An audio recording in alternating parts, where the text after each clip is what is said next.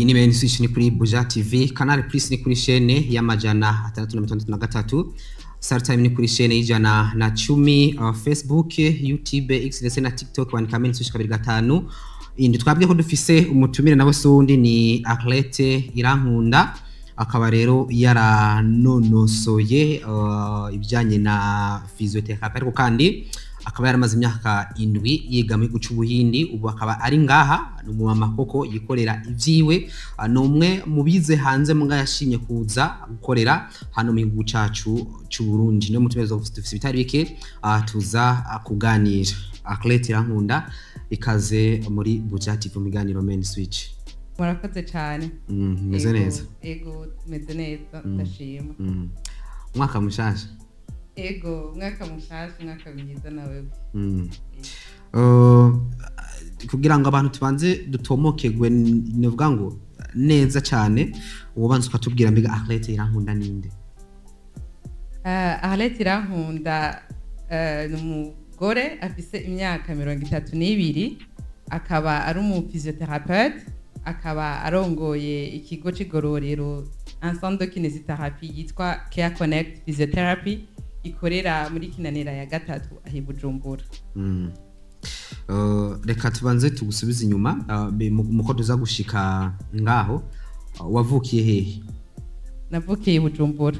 Navukiye Bujumbura. Ego. Dusangiza urugendo rwawe gushika mu Buhindi. Ego, jewe amashure mato mato nayize kw'ishure bita École Arc-en-Ciel, hanyuma mpejeje canja gutangura amashure yisumbuye École secondaire nayigize kuri Lycée du Saint-Esprit, hanyuma campeza muri 2012, mu nyuma niho naciye ngenda mu Buhindi mu bihumbi 2013. Mu Buhindi. Ego. Mu Buhindi wagiye gute? Mu Buhindi ico gihe hariho abantu twita aba agent marketing barungikwa n'ama université yo mu Buhindi bakaza ngaha kugira batubwire amashure hari ingene ameze, kuko ico gihe nta bantu benshi bari bwamenye Ubuhindi ko hari amashure abantu bashobora kujako. Hanyuma rero mpejeje amashure yisumbuye ndiko ndiyumvira ivyo niga bikurikira, niho natwabibona bica kuri television kuri RTNB tu, hanyuma ndajana n'umuvyeyi turagenda kuvugana nabo, hama baradusigurira ivyo bafise, ama offer bafise, hama turaba intéressé, nuko naciye ntora ivyo nshaka kwiga, mu nyuma ndagenda kuvyiga. Ego. Secondaire waruize iki? Nari nize scientifique A. Scientifique A. Maze ushika mu Buhindi rushitangura inyigisho zijanye na physiothérapie. Vyerekeye le niveau de vie nayo ya hariya, naho nyene c'était pas trop facile kubera ukiri muto ushitse ahantu nta bavyeyi bari hafi, tuza kwibako ubwo buryo bakurungikiye umenye ingene ubujera, mugabo byose novuga ko byagenze neza, ugenda uriyabicuwa buhoro buhoro. Kandi ico gihe tugishikayo hari abarundi benshi, donc ntibisanta kumenga uri wenyene aho hantu. Ego. Imyaka ndwi mu gihugu c'Ubuhindi, eske muri iyo myaka indwi warigeze ugaruka muri vacances ino gatoya cyane? Ego, naraje muri vacances kabiri. Okay. Imyaka indwi none ivyo uriko urakurikirana vyasaba imyaka indwi canke hari ibindi bintu habuze ati reka ntonosore sinzi? Ugize baccalauréat twebwe twayigira imyaka 4.5, hanyuma je mpejeje baccalauréat naciye ntangura master. Iyo master nayo yantwaye indi myaka 2. Naciye ni spécialisa muri domaine ya neurologie, qui fait que mfise diplôme de neurophysiothérapie. Ubu rero ufise novuga ngo dushaka kuvuga neza Arlette Irankunda ni titre ye? No mu neurophysiothérapeute. Physiothérapeute. Ego, kubera yuko muri physiothérapie nayo nka kujya ko muri médecine turafise ama spécialité. Donc hariho neurologie, hariho orthopédie, gynécologie, pédiatrie, kujya nyene tuza ama spécialité yo kwa muganga. Hariho nayo dufise rero muri physiothérapie, bivanye na domaine kwinteressa urashobora kuja gufata une spécialité ou une autre. Okay. Umaze guheza ivyo byose iciyumviro cyo kuvuga ati reka nanje ntanguze ibintu byanje, ico kigo byaciye bikuza mu gute? Ego, alors jewe ngigenda kwiga ibya physiothérapie nta mu physiothérapeute n'umwe twari tuzinanye nta na centre de physiothérapie jewe narinzi gusa ico gihe ngira ntore ibyo nshaka kwiga ndibuka ko nari kumwe n'umuvyeyi wanje hanyuma jewe ico gihe nk'umujene wese yagiye secondaire abari mu urunganwe benshi baje mu buhindi biga pharmacie je nanje mu mutwe navuga nti bon nzokiga pharmacie nk'abandi mugabo acarambwira ati abantu bose bize pharmacie none mwese mwize pharmacie zoherera hehe naba ikindi wokwiga au moins qui va te démarquer hama rero ca ndabona ivyo vya physiothérapie ico gihe twese twaribagije ati mbega ibiki ndibuka ko twamubajije uwo muntu umu agent marketing acatubwira ati niba abandi bagorora abantu abivuganye na cishako avuga abantu bagorora abantu et puis turafise Jean oncle umuganga twaciye tumuhamagara turamubaza ati ibi bintu hari ico biziko nabo caratubwira ati n'abantu bafasha bajya abantu bavunitse iyo donc bakeneye kubafasha gutambuka avuga ati ok ça c'est intéressant yego rero candagenda mugabo umuvyeyi wanje kuko yari mu entrepreneur yarambwiye ati mugabo naho ugiye umenye yuko nta kintu ngaho ihari ntawe tuzi donc genda uziko quand tu vas revenir ntuzoje kusaba akazi ahantu rero ugende ubifise mu mutwe wiyumvire ingene ubuzima bwawe après les études buzogenda mugabo ico gihe nyene buvuga ati je ndagiye kwiga ibindi nzobimenya hageze cyane abenshi barafise ivyumviro byo kuba bagiye kwiga hanze baca bumva umengo bogumayo canke niyo ataba yashimye muri ico gihugu baca bumva umengo yobandaniza ahandi hantu ntagaruke wowe ni igiki cagukweze cagutumye wumva koko utegezwa kugaruka mu gihugu c'amavuko ego alors jewe turiko turiga mu myaka ya mbere twariga indwara zitandukanye ukiga amakine atandukanye ingene bigenda hama turiko turiga je naguma ndi muri murabona za moma umuntu aba ariko ariyumvira ukazubavuga ati donc ngaca ntangura guheyariza dans la famille mu kibano narabona abantu twese tuzi ko bakuze tuzi ko bamugaye c'est tout mais ngaca ntangura guheyariza yuko en fait ces personnes là bamugaye canke bafise zirya difficulté mu buzima bwa minsi yose kubera ko ntibigeze d'abord bamenya yuko hariho yindi domaine yo bafasha canke ils n'ont même pas eu accès ku ma service ya kiné de qualité yo bafasha no rero uko imyaka ihera twegera imbere naguma ngira menshi cyane ndavuga nti uko bigenda kose ntegerezwa gutaha kuko comme je vous ai dit nta centre de kiné ico gihe jewe narinzi ndavuga nti ntegerezwa gutaha kugira abo bantu quand même ngira ico mfashije kuko ibyo turiko turiga ndabona yuko byofasha abantu mu Burundi yego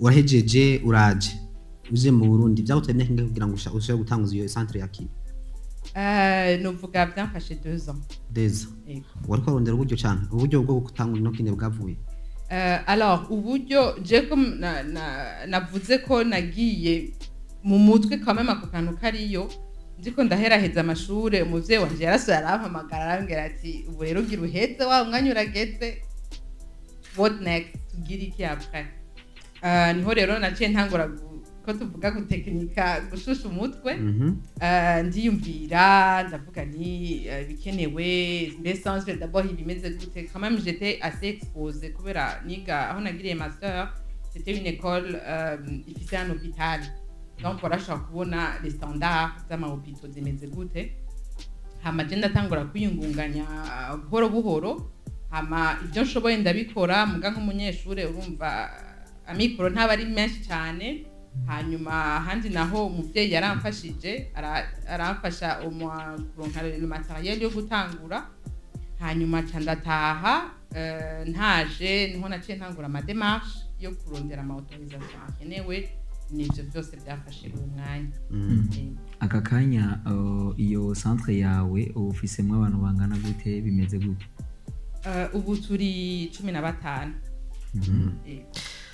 iyo abantu benshi bize hanze canke baba baranonose ikintu kanaka nkuko ufise maîtrise nkuko avuze mu neho physiothérapeute hari umuntu ashashika akavuga ati abana ha mu Burundi nzokora mu bitaro bikomeye bazompa akazi.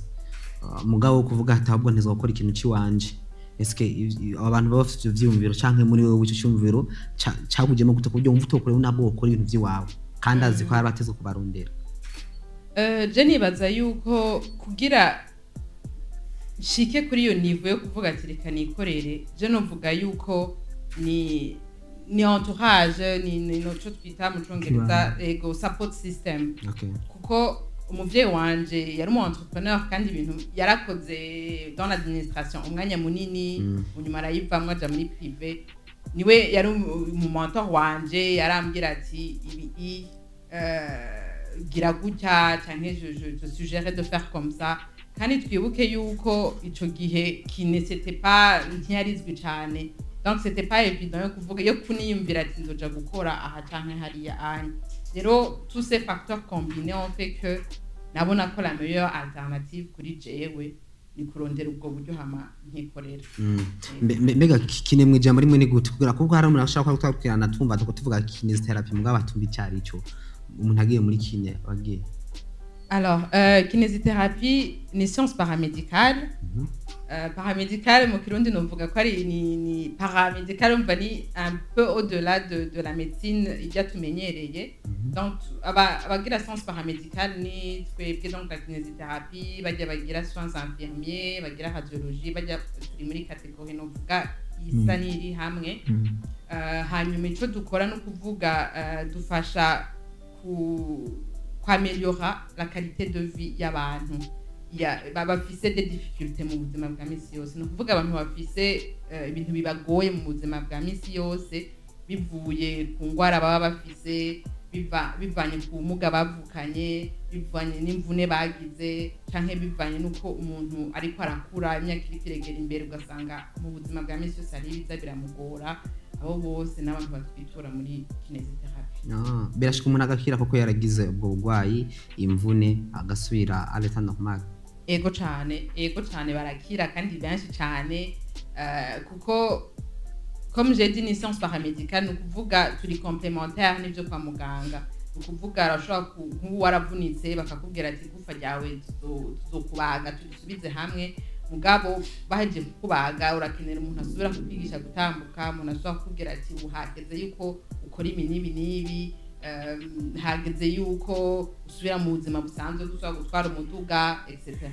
Donc naho twebwe duca twintervenir. Uretse ibi hari ibindi bintu usanzwe ukora mu buzima busanzwe canke hari ubundi buzima waraciyemo usate kwigisha cyangwa ukora ibindi bintu kanaka nk'umwatopreneur? Ego hariho bibiri. Jewe avant yuko ntangura le centre proprement dit narigishije kuri Université Espoir d'Afrique muri département ya éducation spécialisée, aho nabaha icigwa cyo muri kine mugabo cyo kubigisha abo muri éducation spécialisée ni bajya bigisha mu mashuri haba bafite abana bagendana ubumuga. Donc nkabigisha umwana aje afise ubumuga mufata gutya, abagwaye ingwara imeze gutya etc. Hanyuma hambavu yaho naho nyene narigishije muri NSP, naho nyene hariho département ya kinésithérapie, naho nyene narahigishije. Umuntu akoravyo uracari muto deja n'imyaka wayivuze imyaka indi mu Buhindi warigishije kuri Hope urigisha kuri NSP. Warangije amashuri y'imyaka ingahe? Narangije amashuri y'imyaka 18. Secondaire? Ego. Hama uvavuye mu Buhindi ufite imyaka ingahe? Ngira ntangura guharura. Nahejeje imyaka 7 nuva 25 ans. Finse nk'aho uhejeje. Uvuze ngo ibyo byose yabikoze mu myaka 7 kubera ko yavuze ko c'est 32. Ego.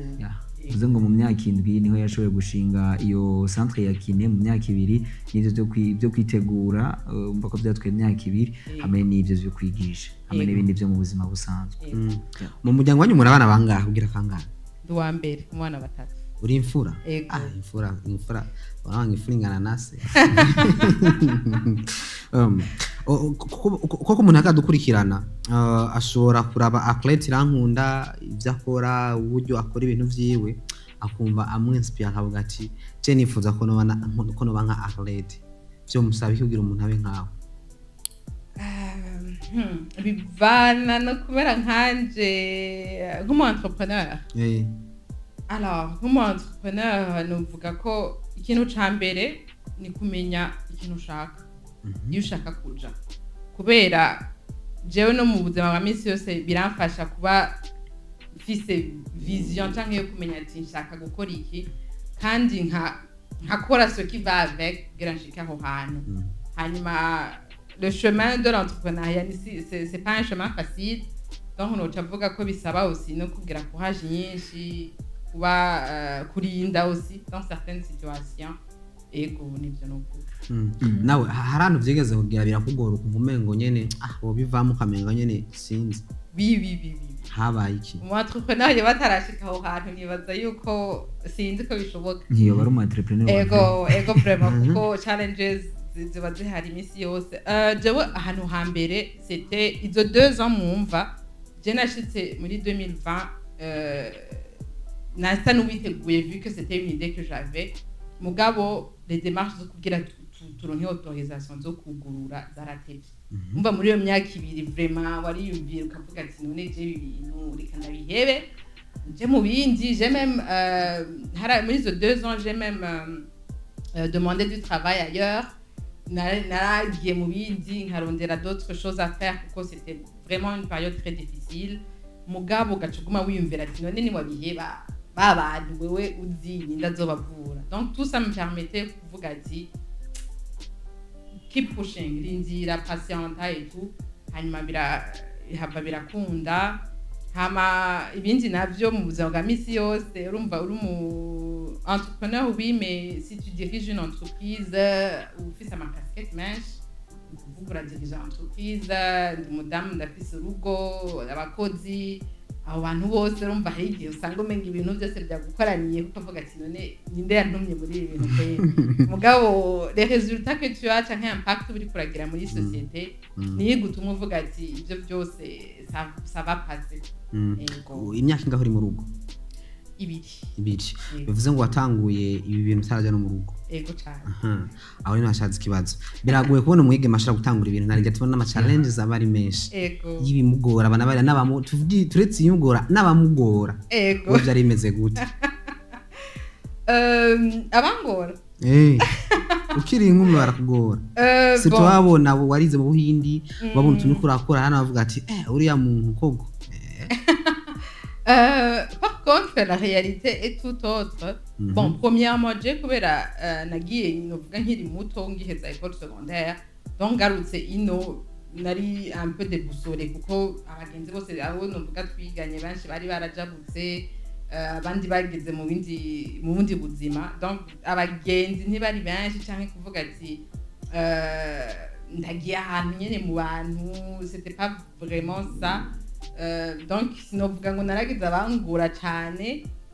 Mbavu y'ibyo naho hama hariho abantu urumva bakubwira ati nti wewe gasha ibyo bintu utanguye kingana gutyo utarubaka uzoronka umuntu agutinyuka kweri, uzoronka umugabo wewe niwaronka ati harakana niwaronka amahera ho. Donc j'avais toujours ces commentaires baza abantu, mugabo je novuga nti je kuri jewe tout ça veut rien dire. Umuntu wawe hari kandi muzohura kandi naramuronse urumva ni sawa. Ariko nivyanaguranye nyene kuko ico kintu yakunze kubaho ngo umukobwa amaze kugira amafaranga hari ukuntu abahungu bamwe mwacha batinya. Ivyo nawe uramaze kubibona nivyo? Je nibaza ko si kudutinya ahubwo ce matin je regardais même une vidéo par rapport à ça nyene, mugabo nibaza ko ngira muratinya abantu basa amahera. Ngira ni kandi tuba twanka dusatwa dukinira abayafise.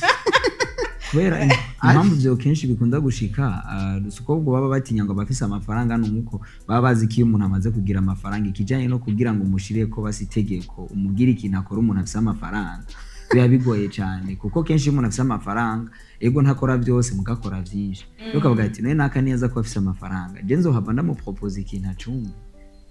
Vous savez je nibaza yuko kuba umuntu afise amafaranga en principe ntibihindura ukuntu ameze. Nimba ari umuntu yubaha, nimba ari umuntu azoba umufasha wawe, je ne pense pas que kuronka amahera byo muhindure nimba ari umuntu novuga mwiza. Par contre ni faut que uwo mushinga ntahe wawe aba ari umuntu muri complémentaire ashobora gutahura ati burya aradirija une entreprise uno munsi yaronse iki niki kimufatira hayahora ashika 17h muhira no munsi peut-être ashika 19h jewe ko naheje akazi kare reka ntahe abana ndabakoresha amadevoir canke ko uno munsi yagiye mu nama ahantu no munsi reka abana nje kubatora ku ishuri bigiye ahora akora muri complémentaire gashobora kubikora je numva ça marche très bien. Cyo rero nico kigora bamwe kubera ko baca bakoresha wa mugani w'abaswahili ngo pata pesa tujue tabia yako nico baca baba bazi ko umuntu amaze kuronka amafaranga ari ngombwa hinduke mugabo atari ko bimeze. Naretse rero ikibazo kijanye na kijya mugenza ndera kavuga nshaka no kumwuhira wewe nk'umwigeme izo nguvu je sinumva origine yaho ziva kubera ko uno munsi sabigeme bashobora gushika ku bintu nk'ivyo izo nguvu ziva hehe inspiration yikura he yo courage jewe ikintu ca mbere inspiration ni nkora ibintu nkunda donc sinabikoze kubera nabonye naka yabikoze bikamuha amahera reka nandi ndabijemwo ni ibintu que je maîtrise mfisemwo uburambe mfisemwo donc ndabizi et deuxièmement ndabikunda je n'amahunda kubwira abantu yuko kuba ndi mu physiothérapeute cyangwa kuba nkora muri Care Connect ni plan A yanje ni plan A plan B plan Z no kuvuga à part ça sinibona ndiko ndakora ibindi bintu donc à la place je peux faire autre chose en parallèle mais pas ikintu cyoza gisubirira icyo onye donc iyo ukora ikintu uri passionné ni ya proverbe nita proverbe bakunda kuvuga ati when you work for something you love donc kora ikintu ukunda et tu passes donc toute ta vie uzoyimara utumva kumenga uri ku kazi yego donc c'est ça qui me permet de continuer. Akenshi tuvuze kwikorera ivyawe abenshi basha batangura akubwira ikibazo canke biyumvira ati ntanguziki umutaye ndawukura hehe mbega ni gute umuntu ashobora gutangura business ashobora gutangura kwikorera utwiwe muri duke afise mbega umuntu yohera kurangara. OK, ça c'est important. Novuga nka twebwe jewe abantu de ma génération peut-être nabo hejuru twebwe twiga mu mashure nta bintu bya entrepreneuriat vraiment nta classe imwe entrepreneuriat nigeze ngira nta n'ikintu na kimwe ca business nize contrairement à aujourd'hui où usanga muri secondaire muri université il y a des cours d'entrepreneuriat ou n'ibintu bya internet na AI et tout biri développé donc tu peux facilement t'éduquer ukamenya mbega kugira ntangure business bodwine nkene yiki hanyuma maintenant kuvyerekeye umutahe uripanga uramenye en tout cas gutangura entrepreneur gutangura un business nuvyuko no munsi et puis demain matin tu commences un business c'est tout un processus nkene yiki zotanguziki et puis après tu fais le business plan cyangwa ukamenya ati nkene amahera ngana gutya hamukiyumvira mbenda yakura he. Maintenant aho uyakura ça dépend ukuntu angana hari usanga yarabitse buhoro buhoro bivanye na business hari itanguza miliyoni 2 5 10 50 ça dépend de ton business nayo ushobora kuronka hambavu y'ivyo uburundi turashima paeje yaraje uri umujene ufise umugambi ukeneye gutangura umugambi mwiza uri innovant paeje iragufasha donc nayo nyene c'est une option à explorer ushobora kugira kujamwo hambavu y'ivyo hariho ama organisation menshi dans le monde kuri internet iriko aracircula baba bavuga ati dushaka gufinansa des jeunes de l'Afrique de l'Est bafise ama business ama idée d'entreprise ou idée de business ukaplayinga cyangwa ukaja mu higanwa n'abandi donc il y a vraiment beaucoup de possibilités pour monagera tangure business. Paeje barimo gufasha mugongo kugira ngo ushobore gutangura ino centre yakini. Oya paeje ntibamfashe mu mugongo kugira ntangure ahubwo bamfashe mu mugongo naramaze gutangura kugira novuga propulse bandanye utera imbere. Urakoresha imbuga cyane ngo umenye? Ego cyane. Za TikTok zandi udu challenge nukagira? Oya nta challenges ngira. Kubera iki? Kubera ko impamvu twavuga iki abahobwa buno munsi akora avuga byinshi biri ku mbuga. AI irahari barashobora kwiga mugabo umuntu agenda atora akututa karimbo hagazo du challenge mugabo hakwikoresha ibintu bijanye n'iterambere. Nuvuga ngo ugugwaruka ubige muno munsi wabwirike. si tuyamaze kubibona ko ari mwiza abavuga ati jewe iyi sura yanjye irashobora kugira sinzi je nibaza ko bivana n'imyaka umuntu aba agezemo hari imyaka 12 13 14 15 ans 18 ans donc muri ico gihe ubuzima bwiwe bari kwiyumvira ibigezweho natwe à notre époque aba ari ibigezweho mugabo bon nivyo ujamwo mugabo umaze gukura quand même gatonya bivana n'igituma kuko hari abantu babicisha amahera kandi bikababesha c'est pas mauvais tant que ibintu uri kuragira canke ama challenges uri kuragira atari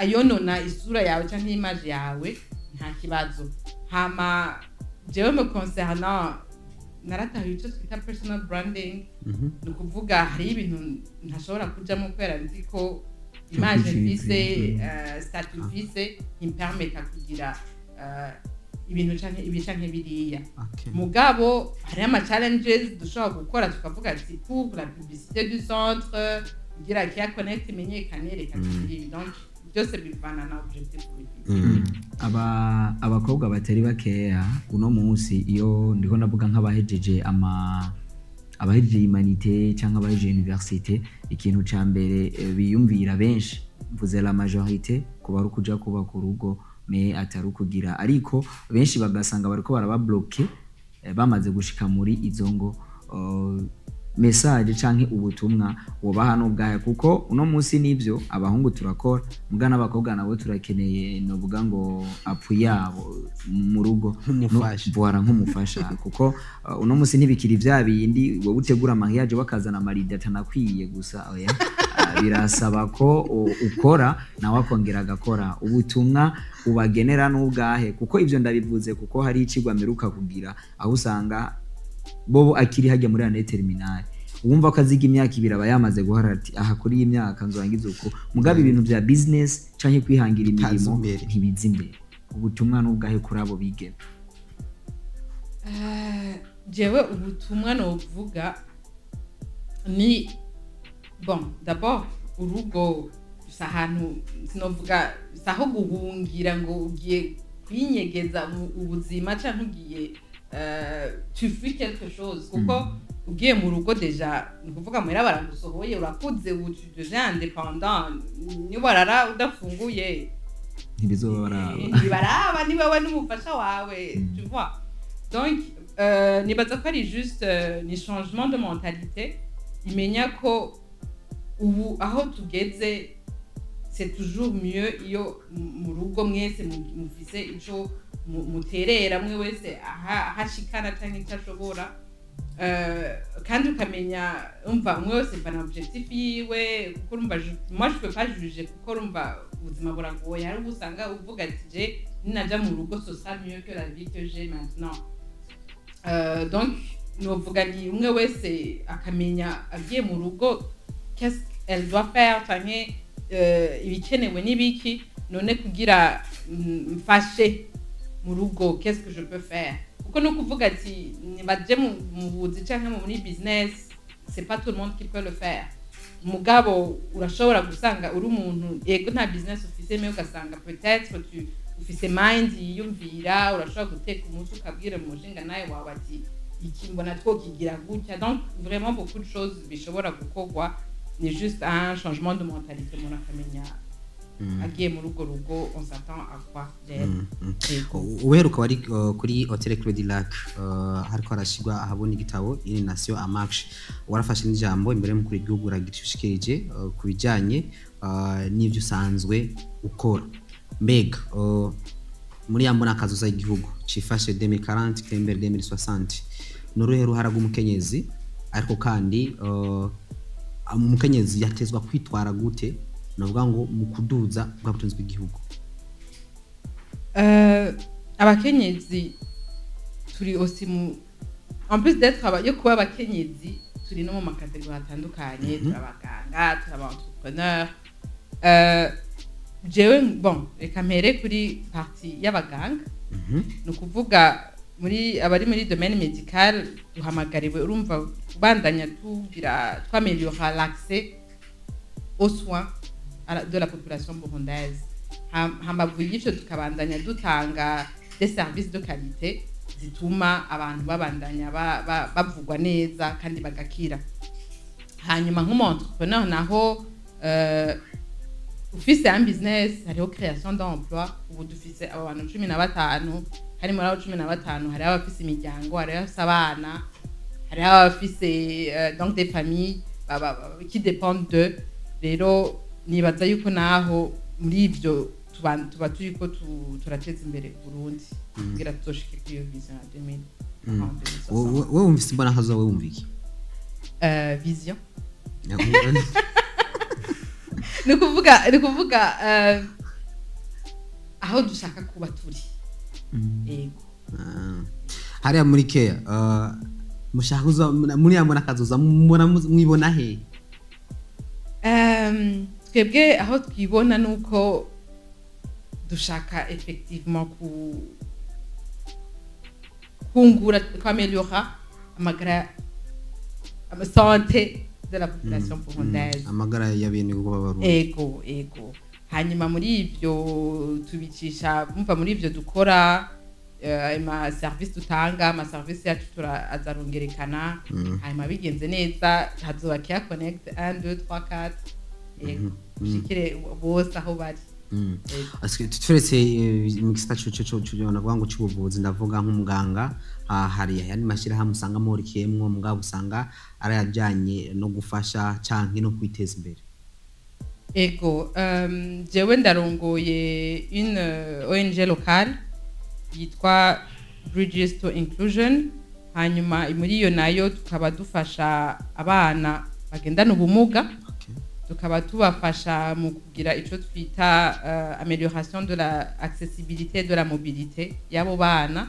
Nukuvuga tubafasha ivyerekeye mobilité, no kuvuga ni kwiyunguruza kuva hamwe uja handi. Muraho no kuvuga turabaha ama chaise roulante y'abana kuko ngaha mu Burundi nta ma chaise roulante y'abana aboneka facilement. Hanyuma tukaca twongera tukakura kugira abo bana naho bahaye izo ngendesho canke no kuvuga ama chaise roulante baronke aho bashobora kuyakoresha. Nukuvuga eske ama class canke aho biga barafise ama rampe bazicanako, eske umwana agendana chaise roulante akeneye kuja muri toilette araronka ahantu acisha chaise, agiye gukina n'abandi eske chaise birashika aho abana bakinira. Hanyuma bavuye ibyo tukagira nico twita plaidoirie, tukabandanya duharanira agateka kabo bana. Umuntu ariko aragukurikirana ibintu byinshi bijanye n'ivyo ukora, uza gusanga ari ibintu bigaruka ku magara abantu, uretse ko bavyize kandi mugabo uza gusanga kandi ari abantu usanga ubuzima busa n'ubwasinzikaye. Eske hari ikintu cyo cyarabaye muri famille cyo cyatumye uvuga ati je hagate je kubw'ikintu cyo cyarabaye sati nyimba ari nyokuru nyimba ari inde, hari ikintu kanaka ntezwa kuzokora kugira ngo ndinde buriya buzima bwo yaraciyemo? Yes, bon, novuga c'est pas exactement comme ça. Nuko narabyize ndabikunda, hama kandi ni ibintu narashoye kugira, novuga mu Congereza ndovuga relate mu buzima bwa misi yose. Narabonye abantu bimeze gutya. Ma grand-mère akiriho nawe nyine yarafise des douleurs zo mu mugongo waramubabaza. Dans la famille tuba dufise abamama bavuga ati jewe mugongo uranyishe ibi n'ibi. Donc ndazi ko y a beaucoup de gens bakeneye ma service dutanga. Nico gituma nguma mvuga nti tubandanye tubikora. Icifuzo cawe watubwiye uko muri Care Connect aho mwipfuza gushika, mugabo nka wewe urafise icimbiro kana kuvuga ati aha shaka gushika muri iki kiringo iki, novuga ngo kijya twita indoto z'ibisazi kuri wewe muri ivyo uriko urakora niza? Ça va vous étonner mugabo jewe n'indoto zanje nyinshi zitourna autour ya Care Connect. Kuko umbajije ati dans 5 ans ushaka iki cyangwa uzoburi he? Dans 5 ans ndababwira nti ushaka yuko hazoba hariho Care Connect ya kabiri. Dans 5 ans nshaka yuko tuzoba dufise ama service yandi yongera kwe dusanzwe dufise. Nshaka yuko tuzoba tumaze gutanga ayo ma chaise roulante majana abiri Ku bana Mm. donc naho nibona hanyuma personnellement jewe nivuze naho shaka yuko bavuze physiothérapie cyangwa kinésithérapie mu Burundi arahetse izina icariza automatiquement kujya tuvuze kwa Gerard twese turamenya kwa Gerard bimeze gute cyangwa tuvuze duti muri domaine yo kwa muganga bavuze ati kwa Gikoro umuntu wese aramenya n'uyu agira ibi donc j'aimerais que na jewe izina ryanje riba associé à ça. Wow. Okay, ni indoto nziza. ku buryo umuntu tumvuze centre ya kine twumva Arlette. kwa Arlette bavuga kwa Arlette nyene cyane Oya bavuga muri Care Connect. oya basi tukugira bigira byoro kwa ari umuntu uvye nanje bere hari avuga ati muri Care Connect acha mu bintu kwandi Oya sishaka ko haba kwa iwanje kuko Ariko ntawe uzi ko nzokwama ndiho urumva ifoko Care Connect nzokwama ihari canke ikabandanya nubwo jewe ndaba ntagira. ako kubera iki Care Connect Care Connect ni Care twumva ngo weka aravuga Ego cyane. Ego nivyo nyene kubera ni care no kuvuga kwitaho. Ego turabitaho muji wacu vraiment on se préoccupe ya votre état de santé hanyuma connect naho no kuvuga Kuhuza. ego turahuza na mwebwe hariho ukuntu iyo uri kuravura umuntu aje nk'ubu dufata ukazumbwira ati ndababara mu mavi par exemple en tant que umukine automatiquement wibwira ati ok ngo ndagufashe dureho yawe muri genou ihere et tout muga gasanga uwo muntu ego rababara muri genou mugi ingorana afise ni hari ama escalier hajya ku isengero nshatse kugenda kunda gusenga mugabo ubu narabihebye kubera vraiment kuduga y'ama escalier ndababara canke ndi umuntu nsendi mu isengero ndakunda je vraiment mfukame nihereza Imana muga ubu vraiment ntibigishoboka uravyumva yuko ni ibintu bisa menga birasa mais c'est pas la même chose kuvuga wewe c'est pas finir la douleur ahubwo ashaka gukora bya bintu bimuryohera mu buzima bwiwe non ça veut dire we connect with you canke turahuza na mwebwe turabumviriza tukumva mu buzima ico bifuza ni giki et puis on travaille dans ce sens là kuvuga ego ndazi ko neza guheza douleur yawe mugabo la priorité ni reka twiyasure yuko uyu muntu canke uyu mudamu canke umushinga ntahe dans 2 ou 3 semaines atoshobora kuja mu isengero afukame iyo bishoboka bien sûr hama tukabandanya rero natwe naho duconnecta n'abantu hari amaserivisi atandukanye ya kine mugandi ko nibaza mwebwe iyo umuntu ashatse kubitura canke afite ikibazo kanaka bega koroherezwa gute kugira ngo umuntu azoba avuga ati reka ndeke kugenda hani naho ranja mugabo ngende muri Care Connect kwa Arlette ingene yoroherezwa ashitse wacu amaserivisi yanyu n'amaserivisi mutanga mu gihugu okay twebwe mu maserivisi dutanga turagira iyo consultation ama séance ya kiné ntibizimvye oya ntibizimvye nibaza ko kuzimba biri subjective ariko mugamagara aruta amajana mugabo kugira ngo jewe kuko nzovuge nti umuntu arashobora kuba ari kure yanyu muga akavuga ati mpaka nshike haje nuko haba hari ikintu kimumotiva kero baravuga gatuma ngaruka baravuga iki byo nshaka ko ego alors hariho icambere novuga ni le service dutanga nk'ubu navuze yuko ndi umuntu wo physiothérapeute aha mu Burundi donc sur le territoire nimba noba nihenze unkosora mugabo mperuka atawundi araboneka urumu ego sur le territoire kwa kari je navyize jenyene me usanga abandi peut-être baragiye hanze cyangwa bari mu bindi aho mperuka yari nari jenyene ni kuvuga ko waragize AVC ubwirwaye bimwe bakunze kuvuga ngo nerf sciatique hernie discale donc ibintu by'amaner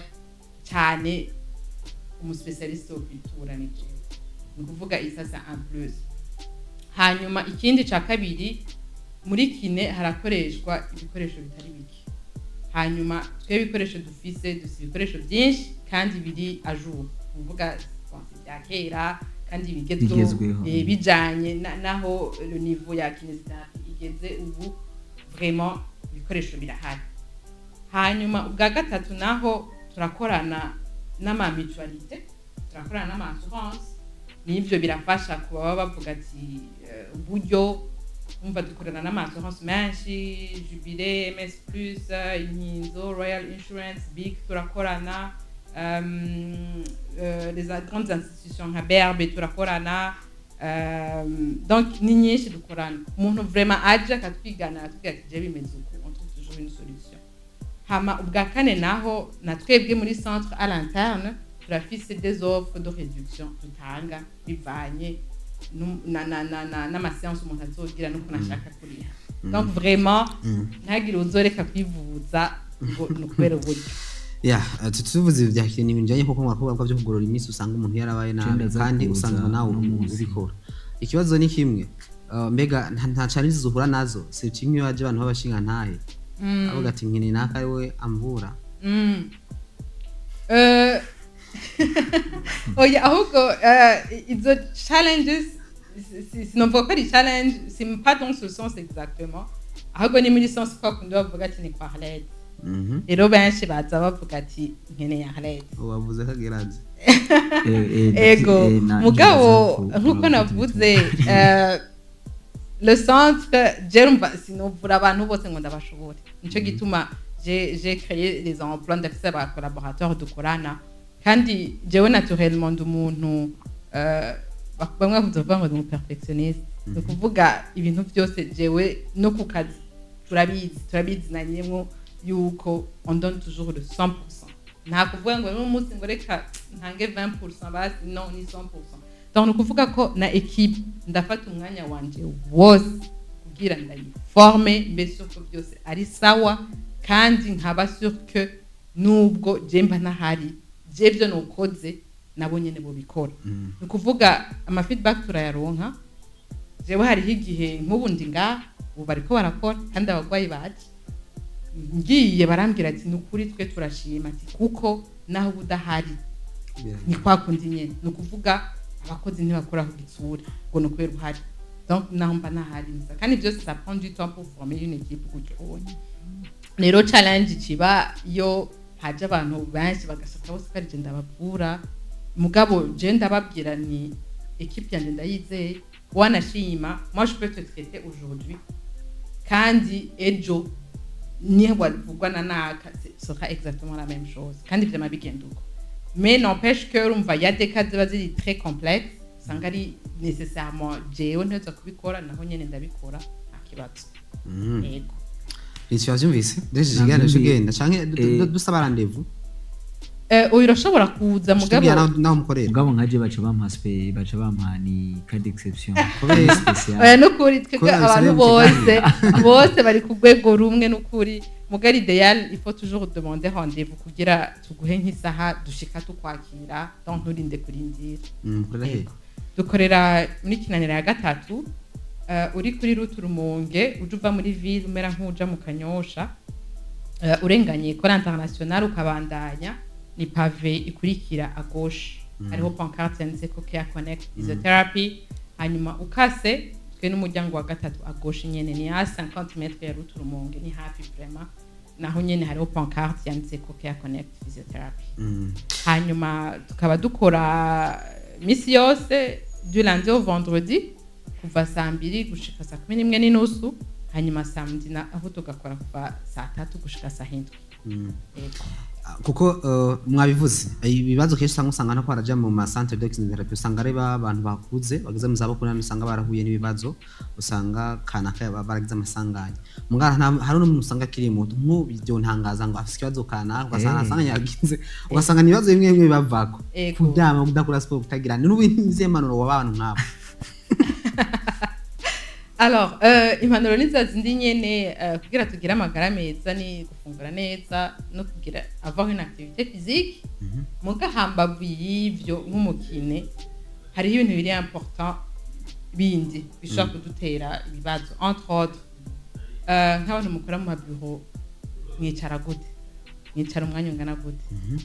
Hari abantu bicara agaramye amaguru ari hariya, ariko nyine umuntu yakwiye kwicara neza gute. Ego nk'ubu nkawe ndakuravye aho onya oya ne okay kwicara neza ni gwe ntakarore uri no kuvuga nk'ubu uko bicaye urabona umeze gutya, no kuvuga ngaha aho wicaye hamaze guhindukira aha muri basa bivuze nk'umuntu ari kwicara kuvuga yuko wicara ugashika neza umugongo wanyeje ngene nari nicaye umugongo ukagororoka neza amaguru agashita hasi yego nibyo kwicara neza yaje amasaha birahora nibe voilà donc iyumvire rero umeze gutyo umunsi wose du lundi jusqu'au 30 ou 31 ayo magufa niyo mitsi vraiment navyo nyene biraruka donc usanga umuntu aragize amadouleur avuye kuri ivyo canke ugasanga abantu bakora akazi kajya gasanzwe abaterura ibintu biremereye ubiterura gute ya des techniques de comment soulever des choses hariho technique de comment s'asseoir au bureau technique de comment se lever du lit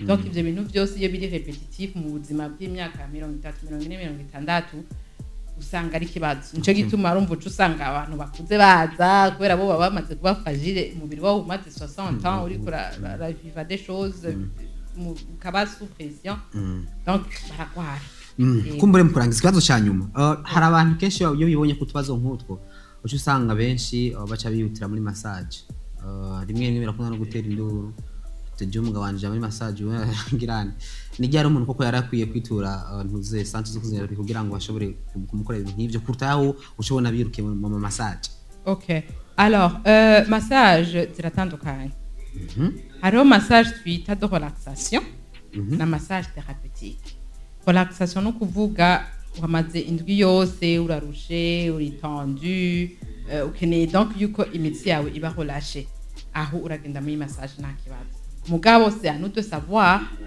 ahantu bagira massage de relaxation professionnelle ni hehe hari aho bagira professionnel rero n'ahandi urumva bivanye mwe wese navuze ko byose bivana na nico wifuza voilà donc umwe sarasesha yo kumenya ahaja mugo ugiye aho batari professionnel batabikora batavyigiye batazi ivyo ari byo aho urumva les conséquences ziri kuri wewe kandi burya umubiri haba kunze kuvuga ngo umubiri n'ubusa urashobora kuba ukomeye no munsi ejo ukagaruka kuvuga ati je namugaye kubera bagufyonze sur un nerf qui n'est pas qu'on ne devrait pas toucher kwizosi baha imitsi hari iyo ibaye paralysée amaguru n'amaboko aba paralysé directement muri kamagira massage ego turase massage thérapeutique mugabo vendredi je hagera ndushe no kuvuga ufise twe tuba turi muri récupération en fait kuvuga umuntu hari hakadouleur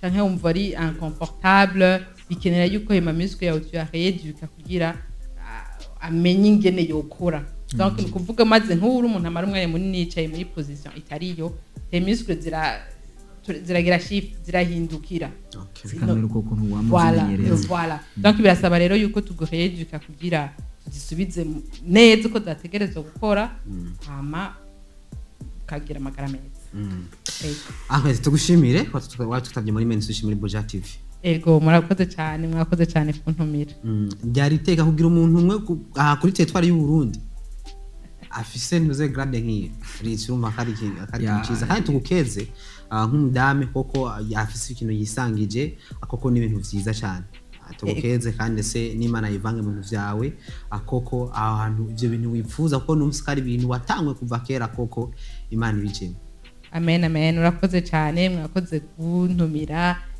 mwakoze no gushima yuko no partage histoire yanje n'abatelespectateurs ba Boja TV mwakoze cyane Rishi ndagushimira twakoranye neza reka ndagushimire reka nshimire umutumire Arlette reka nshimire abadukurikiranye bose abari kumwe natwe kuri Canal Plus ni chaîne ya 663 abari kumwe natwe kuri Star Times ni chaîne 110 tubahe gahunda ku munsi we yes ibiganiro vya Boja TV birabandanya ariko kandi ibiganiro byacu mashanga kandi ku mbuga zacu dukoresha Facebook ndetse na YouTube twifurize kugira ibihe vyiza